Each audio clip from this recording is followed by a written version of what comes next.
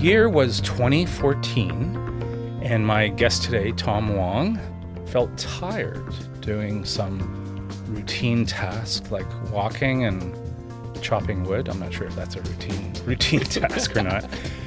He went to the doctor, and welcome, Tom. Tell me what happened next. Went to the doctor. Even before that, the walk to the bus stop had me hands on my knees before I could get there, catching a breath. And I knew this is not right.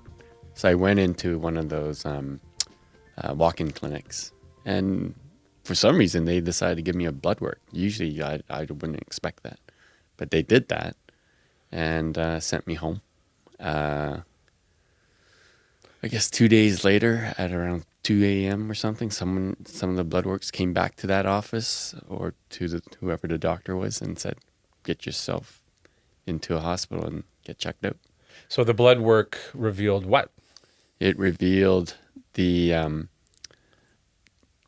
stem cells make blood products, right. And so they evaluated, or they looked into all these the hemoglobin, the white cells, and the neutrophils. So a basic test, right? Yeah. And they were all not at the level they should have been at. So it indicated that something was amiss. Right. And so in blood cancers, what they look at is something called blast counts. Okay. And a blast count is the stem cells that have not matured to hemoglobin, platelets, neutrophil, red, whites, whatever, functioning blood products. So they're still in your bone marrow, taking up space, doing not what they're supposed to be doing. It's like if you have a kid and he's finished school and he's living in your basement, not getting a job or not continuing his education. It's kind of like not doing anything. So I had a lot of these kids in my basement, aka my blood marrow. Right. A diagnosis came fairly quickly, though, and what were you diagnosed with? It was called Myelodysplastic Syndromes. It's the short acronym for it is MDS. Okay. And before they gave it a name, it was actually known as pre-leukemia. And if it... So blood cancer. Yeah, blood cancer. And if it didn't get addressed, it would progress to, I think it would have been ALL, any number of the leukemias. So did panic set in? What was your reaction? Well, I'm Shock, a perhaps. pretty upbeat guy, but that threw me for a loss, right. For sure. But I tried not to wallow in that why me kind of attitude. I wanted to research and see what was going on. And well, my wife is pretty awesome, so she said, "Yeah, you're going to beat this." My son, same thing. You're going to beat this. So right. There's nothing I could do but without understanding it. Mm-hmm. I'm going to interject a personal anecdote here. Yeah. It's like, and I don't tell too many people this, and why not come out today? I'm coming out. Nice. But I had my friends will know this, but I had bladder cancer in 2004, 2005. So I've gone through a similar experience than you have. Fellow survivor. I had, we can get into some of the gorier details later, but I know you had a whole regimen of stuff. I had chemo and I also had surgery. So there's different ways of pursuing this. However, my first question to my doctor when he was giving me the bad news was like, will I ever be able to play the violin? And he said, that depends if you ever could play the violin, which was smart of him because, of course, I couldn't play the violin. So I found black humor was the way I kind of got through the whole thing. Not saying I wasn't upset from time to time because I actually was, at least once. Yeah. But a lot of it, I invested a lot of energy in just keeping other people upbeat. Yeah. It took a lot of energy just to keep everyone else from I'm like freaking you, out. Jim. I looked at it with humor, black humor, as you put it. Yeah. But like if I found myself wallowing, I would literally go upstairs to my bedroom and shake it, trying like a dog shaking off that moisture. Because you have no choice. Yeah. Right. You have to. Yeah. It's the glass half full or half empty. Mm-hmm. You do have a choice sometimes how to handle it. So I've done some reading about your story because you've done some publicity. But the best chance for a cure was stem cell transplant. So what is a stem cell transplant? So a stem cell transplant is where they remove my bad stem cells and replace it with healthy stem cells. The likelihood of finding a match was going to be the greatest for my siblings, but they both got tested. Both my sisters got tested, and they weren't a match. So they had a chance of 1 in 4 of being a match, and it didn't come through. They were disappointed. I was disappointed. So the next step was to go on the stem cell registry to see if anybody would match there. What does getting a match mean? So what they do is they look at an HLA. It's a human leukocyte antigen, and they're like markers. So I thought it would come from my family as well, but that's not the case. I don't really know how to explain human leukocytes, but it's not DNA and it's not blood type. So they went through the Canadian stem cell database and there was no match. And then they had to reach it worldwide. So throughout that process, I continued with my chemo. So you ultimately had, 3 rounds of chemo? Yeah. And then you had radiation? Yeah. So you were going through it. You were going through the mill, right? Mm-hmm. So how did you feel during that? Did that knock you on your I was your pretty butt? white for sure. But in my head, I was saying like, you got to stay strong on this. And there were some very good victories. Things like when a buddy of mine arranged for a hockey session at the old Maple Leaf Gardens, I was able to play in that while I was going through chemo. And that was like, a funny story with that was I was getting regular blood transfusions throughout my waiting period because those blood products were low. You had to replenish it somehow. So I got blood transfusions of plasma and platelets and red cells, whatever I needed. The day before that hockey game, I got a blood transfusion and they kind of blamed me for blood doping during the game. So that's pretty funny. You did get a match, but it took, I don't know, 8 months or something, which seems like a good thing. But if it's done on computer, why wouldn't that match happen like immediately? It's like because they're just searching in Canada only. Yeah. And then they do a wider search. That's right. Or was your ultimate donor, the person that you ultimately matched with, were they on that registry the whole time, or had they just signed up? No. So I see parts of your story, and because I did another interview with a fellow who was looking for a friend of mine and I encourage everyone watching to watch the interview. It's like, you got a heart transplant, but part of it was, they were just searching in Canada and maybe and then I think there was some frustration because why didn't you just look wider? Why wasn't a wider net?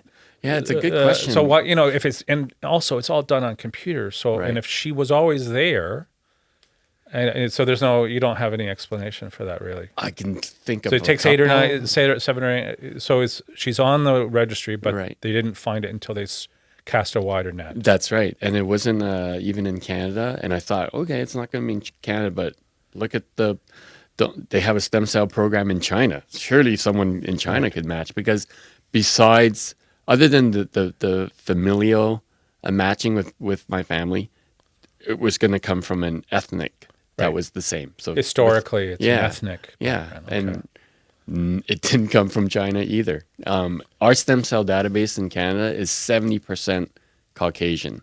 So to find a match, if you're a white person, that your chances are great. Within the Chinese community, it's only 7% in the database. And all Asians, including South Asians, etc., make up only 15%. But even looking at that, us minorities could have been in rougher shape. The black community is at 1%. The indigenous community is at 1%.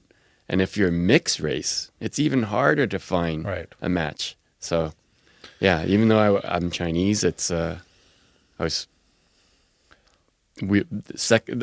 Chinese population is the second dominant group in our stem cell database. So you've become a bit of an activist for this whole issue, and this you want people to get on the registry. Yeah, right? for sure.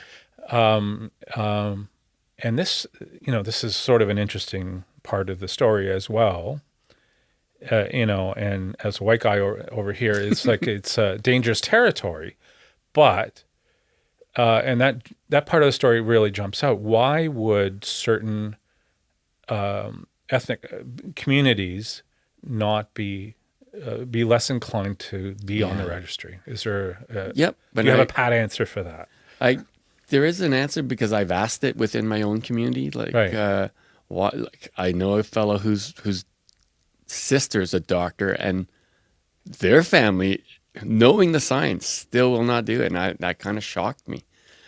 Part of the reason is because the chi, and they don't want blood products coming out of their body, thinking that it'll lower the chi, that kind of thinking. So part of my efforts has been to dispel some of those myths. But to get on the registry, they it's a swab of your mouth, right? Yep. It's not.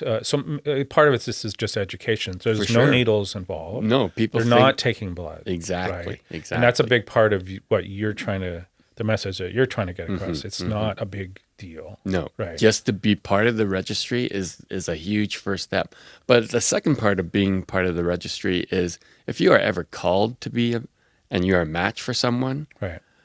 To make sure you follow up and be that donor. There are cases where if you registered, you might have registered because your friend was going through something and you wanted to do something for your friend. But you got to know that being registered is not just for one person. It's for anybody that can use you. Yes. And hopefully you still say yes to a stranger. Because to be in that position as a patient and be told the news that they found a match, and then to come back and find out, oh, that donor decided to back out for whatever reason, that's pretty disheartening. Well, let's get back to the story then. So you you needed a match, and you got a match. Yep. So you matched with a woman in Germany. Yeah. So not your ethnic background. No, nothing. total shock. And then so she matches. And so what's required of her at that time? Yeah. Well, the part there were a few surprises in my match, not in my ethnicity, and not Right. male. And typically, a male is a stronger match because apparently they produce longer sustaining stem cells, so they Right. want that. And in my case, it was a white woman, not even in Canada. So what went into her regimen was they gave her drugs to boost her stem cell production. So she's making more than she needs, which is great because Right. when they take it out of her, she's going to be at a net loss of 0. Right. They're only so when she's built up enough for me, she goes through a process like a transfusion where they take blood out of her arm, centrifuge all the stem cells out of it. And Does she just stay in Germany for this? Yeah. Like you didn't need to go to Germany. No. She didn't need to come to Canada. No. Okay. It's amazing. And so they centrifuge it, and then whatever is left over that is non-stem cell goes in her other arm. So Right. she's exactly at 0 loss. Right. And And how long would it take for her to do that? she was on her drug regimen for probably about a month or 2. So they're storing her Yeah. blood? She's building it up first in her system. She's Right. making more, and then they take it out of her. And how much do they take out then? Like a body, like enough to fill your... Yeah. Well, no, not enough to fill me. Enough to get my body used to it and not dominate my body. Because first they have to see if what they gave me actually takes hold. Right. They can't, like if they took out 100% of my stem cell, they're not going to replace it with 100%. Right. So my blood counts were at 0 for Right. a while. And they monitored me hourly to see if what she gave me was building and recreating. During the Yeah, procedure. yeah, Okay. and it was so. So they transported something like a blood product from Germany. It arrives in Toronto. And into me the same way as I receive my blood transfusions, although much slower. My blood transfusions, if for like a red blood cells or platelets or whatever, in the past would have lasted maybe an hour. So this is a special blood transfusion. Yeah, they want to give you in slow amounts. So it was and overnight. They're monitoring you to make sure what happened. Yeah. What's the worst case scenario? Your body could reject it, or so that, but it's a match, so they know that something's working. Mm-hmm. The toughest bit that I went through in the whole process was I had a case of severe sepsis, and they gave me something to overcome it, thankfully. Yeah. So that's the thing. During these things, there's can be huge some risk of infections. roadblocks and obstacles, and so the big milestones were 2 weeks after the transplant, 60 days after the transplant, then a 6-month period, then a year period, and each time they expect your levels to be better and better and better, and that's what happened with you. That's what happened. Thank God. Now, you eventually met her. Yep. But years later, you started corresponding with her. So it's anonymous at first, is it, or how's that work then? So I when they found a match, I immediately wanted to write this person a letter, and I didn't know who it was, where she was, where he was, who it was, etc. But I wrote it thinking I could sneak some of like my email, whatever, through it, but everything was redacted. It was like an FBI file, and letters that came back to me as well. I couldn't identify he, she, or whatever. I were they in German, these letters? Do you speak German now? No. After the operation, you suddenly speak now. Okay. She had some really good broken English for sure. So, but you met her 3 years later or something. You met her. So what was that like? Where'd you go? You go over there? 2018. You went over there. So you're feeling great by this point. Yep. Cured more or less. Yep. In 2018, I had a business trip in Luxembourg in February, I think it was. February for sure. And I extended my business trip and took a train to Berlin, and we met, and it was amazing. It was because I brought things like thank you cards from my family and my friends to give to her, and we spent dinner reading it over, pulled out the telephone, the cell phone to get the translator going, and we had great conversations with our translator apps. So actually, just to backtrack a bit, you mentioned work where you were working at RBC at that point. Mm-hmm. So how did you miss work, and how were they about it? I took 2 years off from the time that I was diagnosed. So the 3 rounds of chemo and the radiation took you out for 2 years, pretty much. Well, they and RBC was really generous about it. They don't want you coming back with stress of work. They want you to completely heal, so that I really appreciated that. Every once in a while, you make a religious reference. Mm-hmm. Were you religious before this, or did religion? Did your faith get you through some of this? Yeah, no, I grew up in Quebec City, which was mainly Protestant, so I went to a Protestant school, although didn't really have much motivation for religion. The one thing I recall from religion studies as a kid was doing crossword puzzles, and one question was 5 letters starting with J, that kind of stuff. Right. And but yeah, I definitely I read the Bible on my own as a high schooler. I didn't go to any formal church or anything like that. But I've always had a spiritual grounding, and I think it surfaced a lot more during this period. And God's very important to me right now, and probably hopefully the rest of my days. And just so thankful with my journey and being a better person from it. And there was a reason why I caught this, and there's a reason why I'm beating it. I'm here to spread not just being a good, loving person, but hopefully being an example for others to be that person themselves. There's enough shit in the world that We don't need more of it. Don, we can't swear on this program. I'm kidding. I'm kidding. You can swear all you want. I'm a little shocked. And frankly offended. I'm just Are you going to toss your water at me? pulling your leg.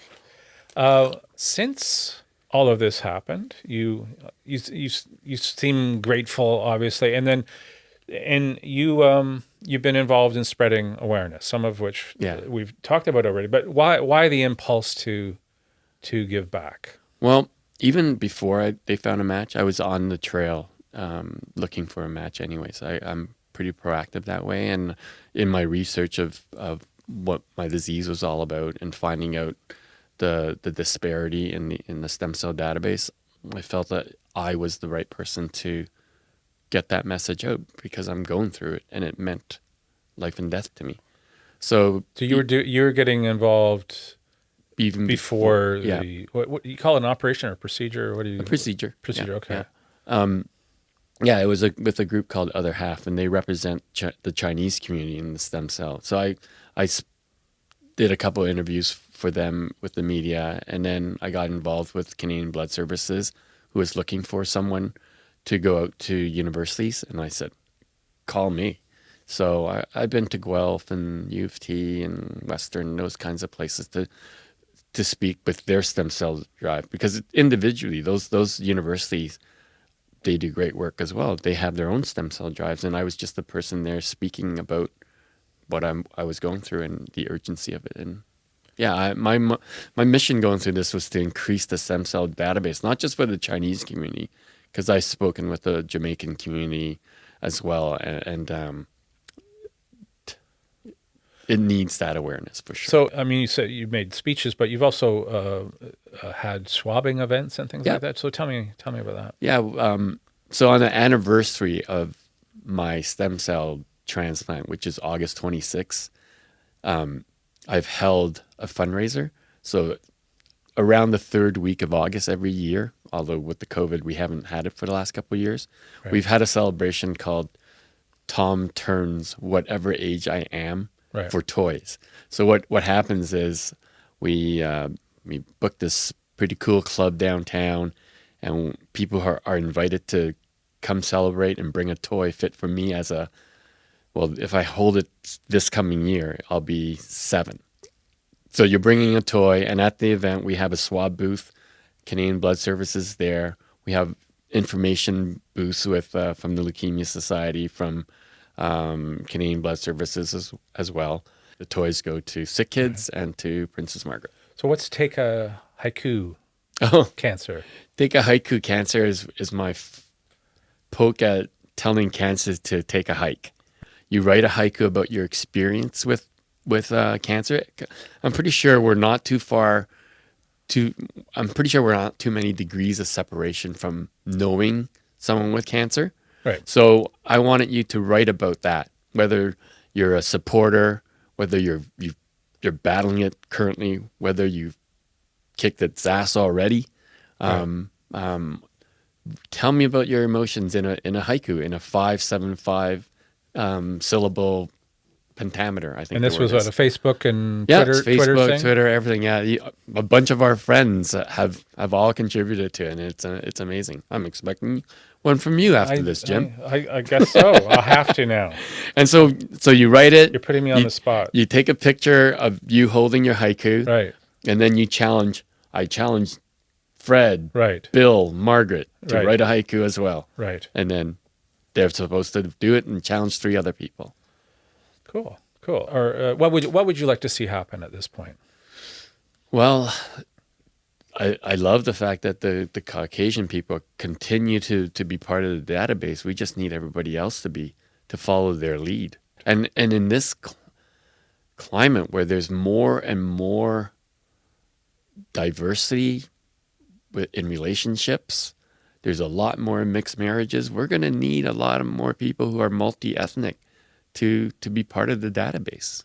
Right. Yeah, it's not just purely a Chinese person or purely a white guy or whatever. There's a lot of mixed races going on, so we need that community to be part of it. Is there a website or who do Yep. they contact to make this happen? The website is on the Canadian Blood Service website, which is blood.ca, and it would be /stem cells. Right. And in this period of COVID, the rate has dropped significantly of people doing this, registering their stem cells. But I think the number I saw was about 70% drop in the number of people. So you've lost some momentum. Yeah. So please go to blood.ca and find out how you can do a stem cell. All you're going to be doing is answering a couple questions. They're going to send you a kit, and when you get the kit in the mail, you'll get. So you don't even need to go anywhere. No, you'll get four. Sent to you now. You get 4 long Q-tips, and you swab this corner, this corner, this corner, this corner of your mouth, and you put it back into that package, and send it off. That's it. It's easy. So, hey, Tom, thanks for making the trip out here today. It's even awesome. though you got stuck in traffic. So, thanks a lot. You're welcome, and thank you for having me. Thank you for letting me spread that awareness. My pleasure.